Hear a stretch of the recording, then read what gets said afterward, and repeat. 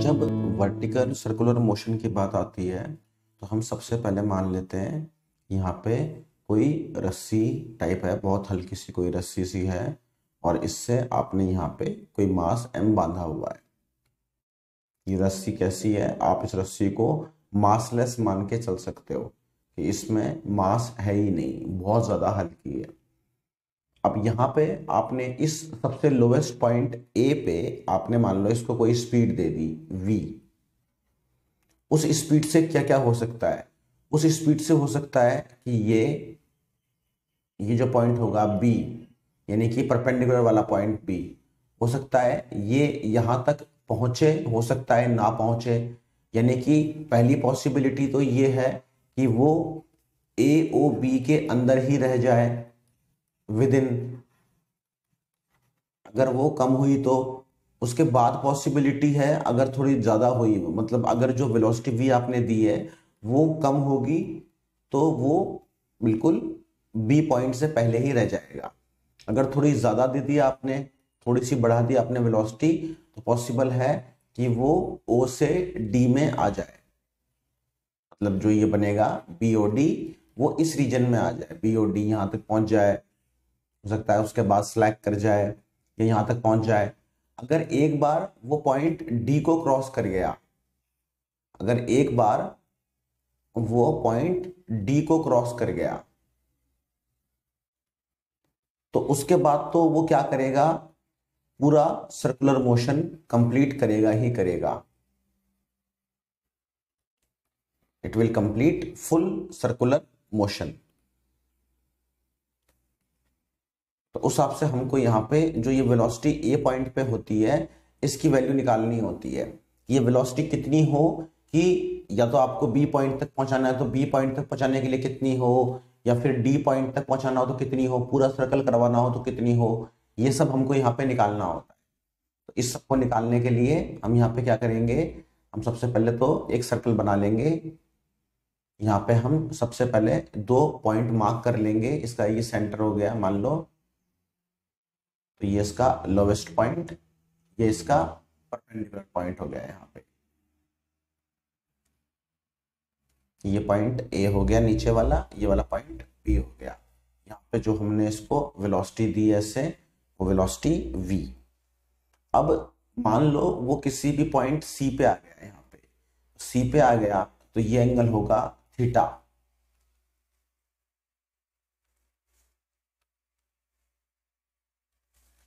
तो यहाँ पे अगर मैं उस पर कुछ फोर्स वगैरह बैलेंस करूं तो क्या होगा, तो mg तो लग रहा होगा नीचे की तरफ, टेंशन लग रही होगी ऊपर की तरफ।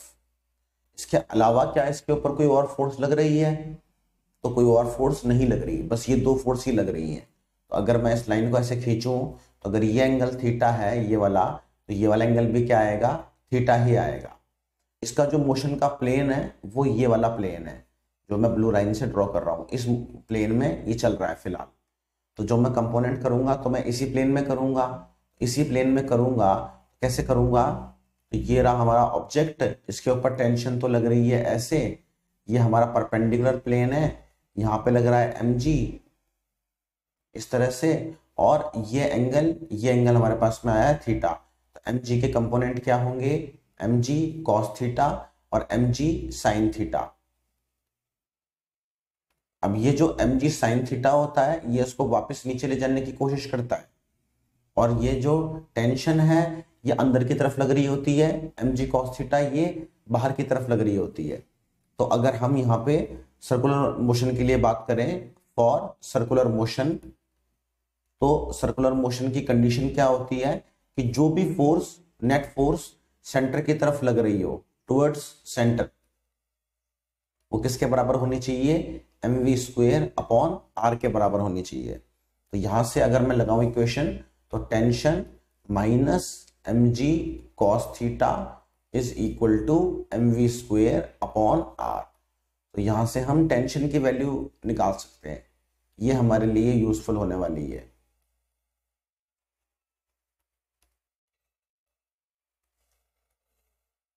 ठीक है, टेंशन की वैल्यू पूछ जाएगी, आगे इसका यूज आएगा, अभी इसको इक्वेशन नंबर फर्स्ट मान करके छोड़ देते हैं। तो अगर अब यहां पे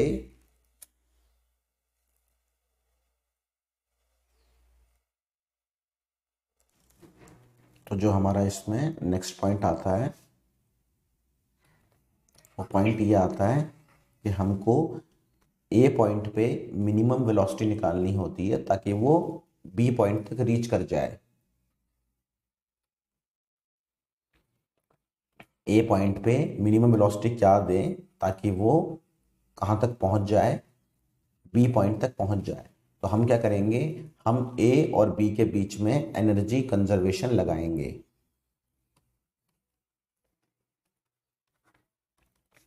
तो जो मैकेनिकल एनर्जी ए पे होगी वही मैकेनिकल एनर्जी बी पॉइंट पे होगी। मैकेनिकल एनर्जी मतलब kinetic energy plus potential energy. तो दोनों ही पॉइंट की काइनेटिक प्लस पोटेंशियल लिख दी। अब ए पे हमने जो उसको स्पीड दी है वो वी ए लिख रहा हूं, मिनिमम स्पीड है वैसे तो उसकी वैल्यू आएगी half M V A square plus. अब पोटेंशियल एनर्जी लेनी है तो मैं इस ए वाली लाइन को इसको बेस मान लेता हूं। तो मैं मान लेता हूं कि यहाँ की पोटेंशियल एनर्जी क्या है, 0। इस रस्सी की लेंथ है एल। तो जब बी पॉइंट पे पहुंचेगा तो उसकी हाइट कितनी हो चुकी होगी ग्राउंड से, एल। तो यहाँ पे अगर रखूंगा उसकी वैल्यू, ए पॉइंट पे पोटेंशियल एनर्जी तो 0 हो गई, बी पॉइंट पे काइनेटिक एनर्जी की वैल्यू क्या है, तो मैं वी मिनिमम निकाल रहा हूं। मिनिमम निकाल रहा हूं तो इसका मतलब क्या है कि बी पॉइंट पे पहुंच करके चाहे उसकी स्पीड क्या हो जाए, 0। तभी तो मिनिमम वाला केस हुआ। अगर बी पॉइंट पे स्पीड कुछ बचेगी तो फिर तो ए वाली स्पीड मिनिमम नहीं हुई। मिनिमम स्पीड ए वाली कौन सी होगी कि जस्ट बी पे पहुंचे, बी पे पहुंच के उसकी स्पीड क्या हो जाए, 0। तो पी पॉइंट की काइनेटिक एनर्जी यहाँ पे 0 हो जाएगी और पोटेंशियल एनर्जी हो जाएगी mgl। तो बस दोनों को बराबर कर देंगे यहाँ से। तो m से m उड़ गया तो बचेगा va square by 2 equals to gl।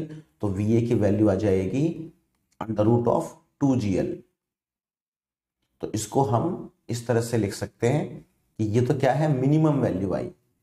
तो अगर आपको उसको बी पॉइंट तक रीच करवाना है, फॉर रीचिंग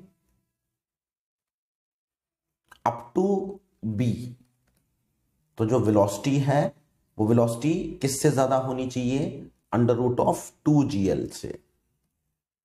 ठीक है, ये पहला पॉइंट। इसके बाद हम बात करेंगे कि पॉइंट अगर हाईएस्ट पॉइंट है तो कैसे निकालेंगे उसको।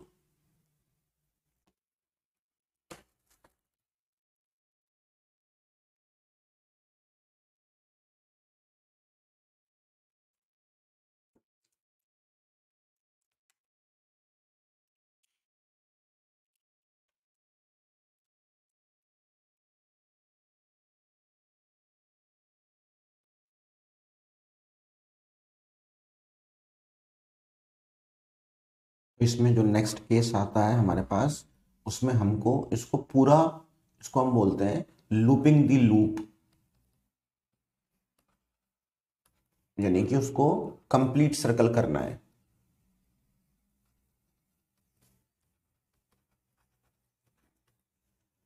तो इसके लिए कैसे करेंगे हम सबसे पहले तो याद करेंगे फॉर्मूला जो हमने टेंशन का निकाला था। टेंशन का जो फॉर्मूला आया था हमारे पास वो आया था M V square upon L plus M G cos theta. यहाँ पे जो सबसे ध्यान रखने वाली बात है वो ये जो वेलोसिटी v है ये कौन सी वेलोसिटी है, ये जो v है ये है वेलोसिटी एट एंगल थीटा, जिस भी एंगल थीटा पे हमने निकाली थी वहां पे। तो अगर मैं बात कर रहा हूं इस सर्कल में इसके डायमीटर के अलोंग, इसके हाईएस्ट पॉइंट पे ये इसका डायमीटर है अगर, तो ये नीचे वाला पॉइंट ए इसकी बेस और ये इसका ऊपर वाला पॉइंट थी, ये इसकी मैक्सिमम हाइट।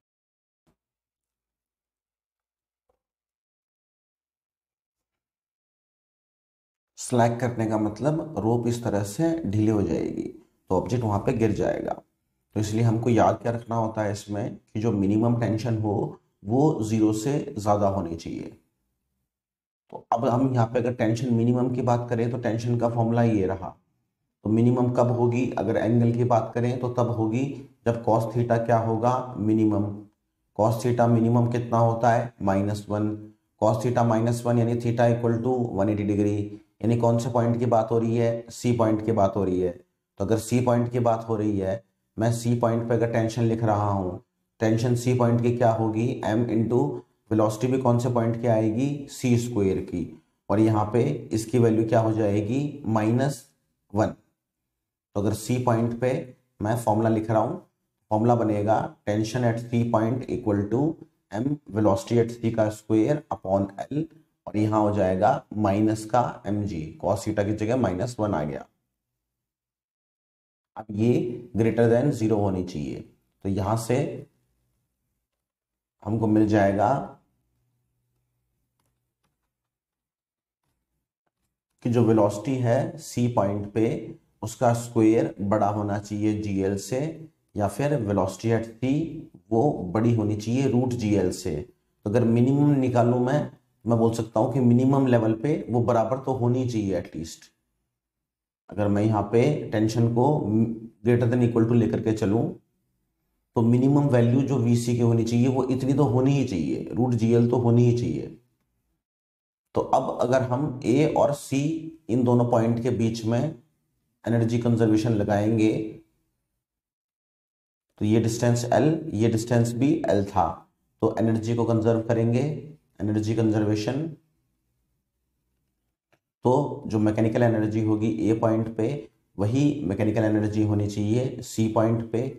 तो A पॉइंट की मैकेनिकल एनर्जी क्या होगी, हाफ m A पॉइंट की स्पीड का स्क्वायर। तो ये तो A पॉइंट की काइनेटिक एनर्जी हो गई। A पॉइंट की पोटेंशियल एनर्जी हम 0, क्योंकि A को हम बेस मान रहे हैं। फिर C पॉइंट पे काइनेटिक एनर्जी हो जाएगी half m velocity at C का स्क्वायर, और फिर mg। और हाइट कितनी है सी पॉइंट की, तो वो लेंथ का डबल है, तो वो कितनी हो गई, 2l हो गई। यहाँ से ये वाली टर्म तो 0 हो गई। यहाँ पे हमारे पास में m सब में कॉमन आ रहा है, तो m सब में कॉमन आ रहा है तो काट दिया।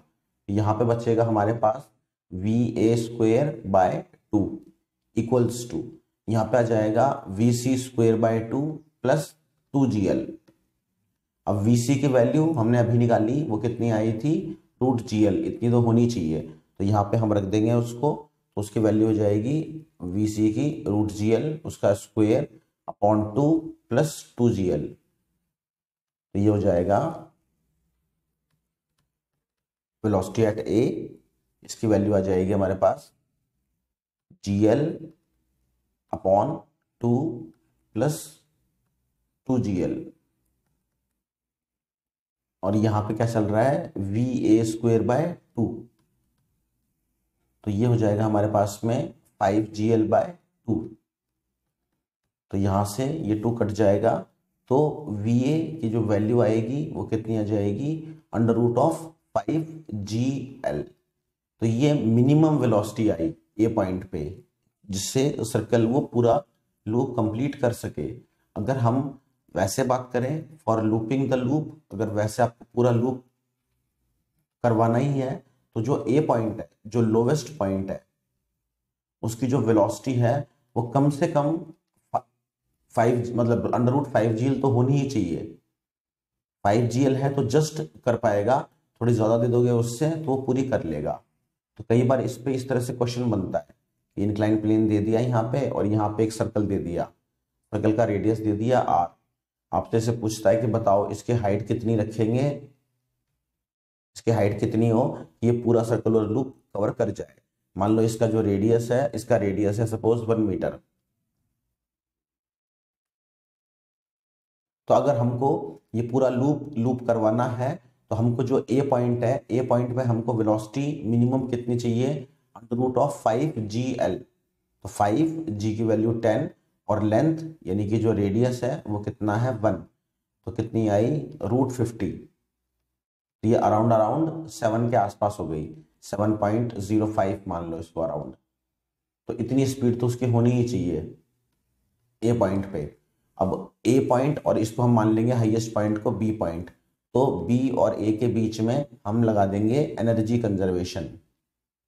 एनर्जी को कंजर्व करवा देंगे। तो ए पॉइंट की पोटेंशियल एनर्जी हम मान लेंगे कितनी है, 0। तो ए पॉइंट की पोटेंशियल एनर्जी यानी कि यू, कैपिटल वाला यू लिखते हैं पोटेंशियल एनर्जी को, तो यू 0 हो गया। तो मैकेनिकल एनर्जी बी पॉइंट की equals to mechanical energy A point की। तो बी पॉइंट की मैकेनिकल एनर्जी क्या आएगी, तो बी पॉइंट की मैकेनिकल एनर्जी आएगी, काइनेटिक एनर्जी तो क्या होगी वहां की, 0, हमने जस्ट उसको ड्रॉप करा है।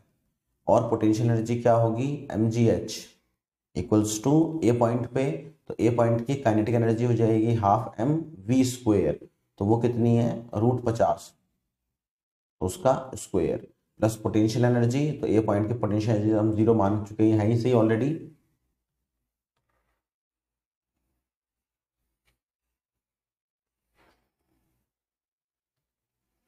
तो यहां से जब हम सॉल्व करेंगे तो हमारे पास आंसर आएगा mgh equals to m/2 into में 50। तो m से m यहाँ पे कट गया, तो h की वैल्यू क्या आ जाएगी, h की वैल्यू आ जाएगी 25, 50/2 25 अपॉन में g, g की वैल्यू 10, तो h की वैल्यू 2.5 मीटर्स। तो h कम से कम 2.5 मीटर होगा तब जा करके ये जस्ट लूप को लूप कर पाएगा। तो h की वैल्यू 2.5 मीटर या उससे ज्यादा होनी चाहिए तब जा करके वो पूरा लूप कंप्लीट कर पाएगा। तो ये होता है वर्टिकल सर्कुलर मोशन।